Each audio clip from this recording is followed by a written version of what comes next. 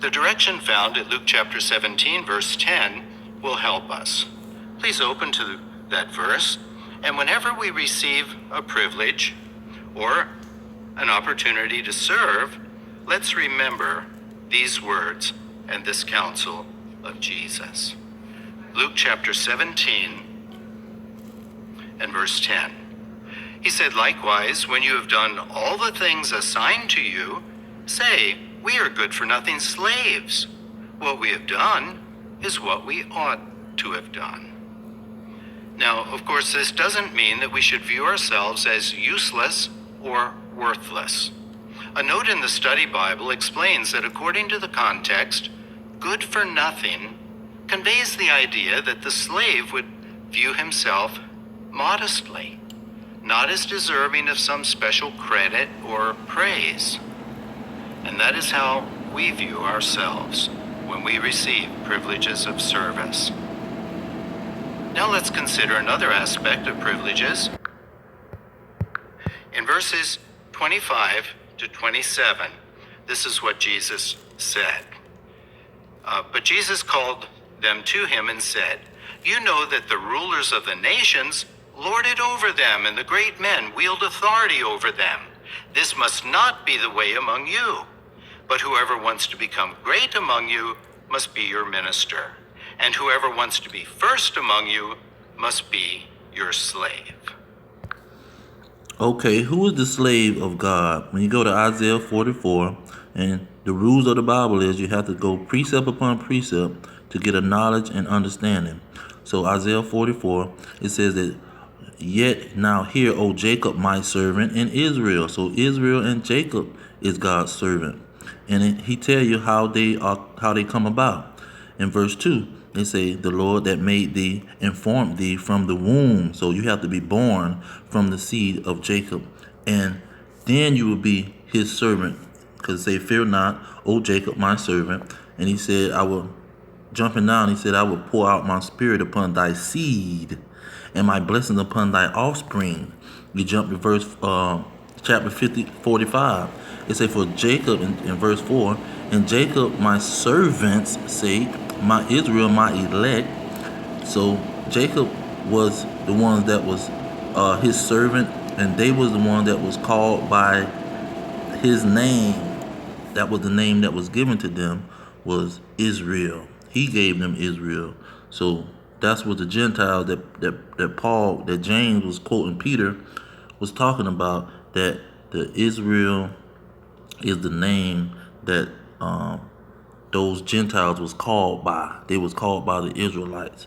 That means you had to be from the womb. And when you go to 66, it brings out that point even more. It say, verse 3, it say, "Hearken unto me, O house of Jacob, and all the remnant of the house of Israel, which are born by me from the belly, which are carried from the womb." So you have to be born through the belly to be considered an Israelite. You can't be an Israelite and say, "Oh, we Israelites and we represent the Israelites, or we replace the Israelites."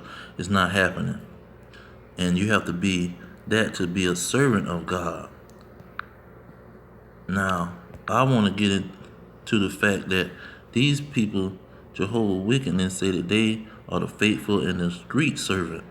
And so that is the point, that first of all, to be a faithful and the street servant, you have to be born that. That's the qualification. Now, the second part of the video, he was saying that it's unprofitable to be a slave. But see, the second part said also that Christ was giving an example, or Yahushua was giving an example of how the rulers over the nations, and he said you should not be that way, because see, we are not a part of the nation. See, his individuals wasn't going to be a part of the nation. They was going to be one nation, a holy nation, separate from the nation. And with them, that's what it's talking about in Romans. He said, "What advantage does have the Jew? Or what profit is there of circumcision? Much every way, chiefly because that unto them were committed the oracles of God." And so that's what's going on with it's profitable for an Israelite to be a servant. You see, it's profitable for an Israelite to be a servant over a Gentile, a natural Gentile, somebody who's not from the seed of Israel. But when it comes to the service of God, Paul addressed it and said the service of God is advantage and it's profitable for you to be an Israelite, pretty much.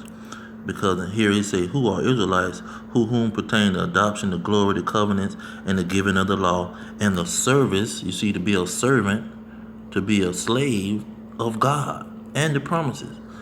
And it says, this is, in verse 5, it says, whose are the fathers, and of whom, as concerning the flesh, Christ came. See, this is concerning the flesh. In verse 3, it says, this is for the brethren and the kinsmen according to the flesh, who are Israelites. That's the profit of being a servant. That's the only profit. Outside of that, there is no profit. You're doing what you're supposed to do as a servant of God, as an Israelite. You're doing what you're supposed to do as an Israelite.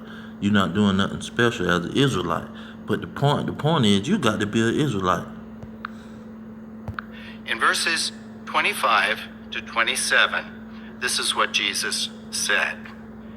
But Jesus called them to him and said, you know that the rulers of the nations lord it over them, and the great men wield authority over them. This must not be the way among you. But whoever wants to become great among you must be your minister, and whoever wants to be first among you must be your slave. Now, let's go to the key verse where we're gonna get rid of these Jehovah wickedness. Matthew 24, 44. Starting at 45, it says, who then is the faithful and wise servant, whom his master hath made ruler over his household to give them meat in due season? So the master made him ruler. Okay, blessed is that servant, whom his Lord, when he cometh, shall find so doing. And it says in 47, verily I say unto you that he shall make him ruler over all his goods. If, in 48, and if that evil, okay, not 48, we're going to stop it there. So you got to get the context of this thing. First of all, you got a faithful servant. But the servant is only faithful when the master comes and finds him being faithful. See, that's when he's gonna appoint him over all of his goods. He's not gonna appoint him over the goods before he finished the race. Because when you go to 13 that you know. But he that endure unto the end, the same shall be saved. So you have to endure to the end. You can't be no faithful servant if you ain't endured to the end. You can't be saved before you be saved. You have to get to the end of the situation and be faithful. That's why they say, when he cometh, shall find doing so. That's when he gonna appoint you over his household. When he find you doing so, when he come, not before he come, you gonna be ruler over his goods. Only when he come, you see. And that's what's going on. These people saying that they are the faithful slave when they haven't even endured unto the end. Mark 13:13 bring that out. It say, and ye shall be hated of all men for my name's sake, but he that shall endure to the end, the same shall be saved. So these false apostles trying to be known All privileges of service as having the privilege of service to God, when they don't even have that privilege. It's only going to be a faithful and a discreet slave when Christ when Yahweh shall come.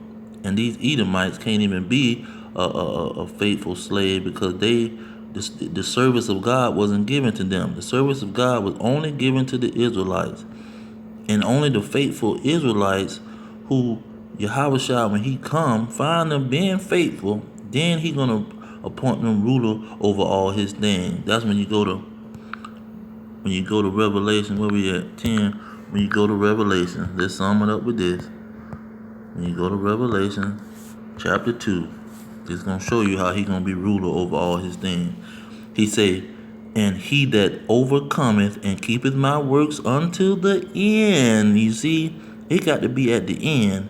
To him will I give power over the nations, and he shall rule them with a rod of iron. And as the vessels of a potter shall they be broken into shivers, even as I received of my Father. So you have to be an overcomer, and you have to keep the works until the end to get rulership over the nation and over the God's possession, to be the faithful and discreet slave over his possessions. And so that's what the faithful and discreet slave was talking about. Those that was doing the works until the end. Not a group of men, a group of Edomites talking about they the faithful and the discreet slave, and they ain't even doing the work. They ain't even keeping the laws of God. They ain't even doing the work that they supposed to be doing, gathering the Israelites. They gathering heathens and Gentiles. So you're not doing the work, and you're not no faithful slave. Cut it out and stop it. All praise to Yahweh Ba'Shem Yahweh Shah, Ba'Shem Rekah Kadash. Double honors to the elders pushing the truth. Peace to the elect worldwide. Death to America. Death to these red dragons. Shalom.